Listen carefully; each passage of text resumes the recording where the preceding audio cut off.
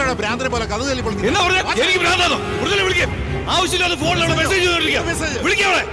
മൃദുല ഇങ്ങോട്ട് ഇറങ്ങി വാ. ഇറങ്ങി വാ ഇങ്ങോട്ട്. എനിക്ക് അവളോട് സംസാരിക്കേണ്ട ആവശ്യമില്ല. ഇറങ്ങി വിടാവളെ. മൃദുല, മൃദുല, ഇറങ്ങി വാ ഇങ്ങോട്ട്. എന്തിനാ ആൾക്കാരെ വളർത്തിയിരിക്കുന്നത്? ഇറങ്ങി വാ. വിടുവാ എന്നെ. മൃദുല, ഇവിടെ വിടാ. ഞാൻ അവളെ വെറുതെ വിടൂല. ഇവിടെ വിടാ. വിടാനാ പറഞ്ഞു. ഞാൻ മൃദുല കണ്ടിട്ട് പോലും വിടാ. എടോ ആ കൊച്ചു ചത്തിട്ട് 5 വർഷമായി. ഇറങ്ങി പോടാ.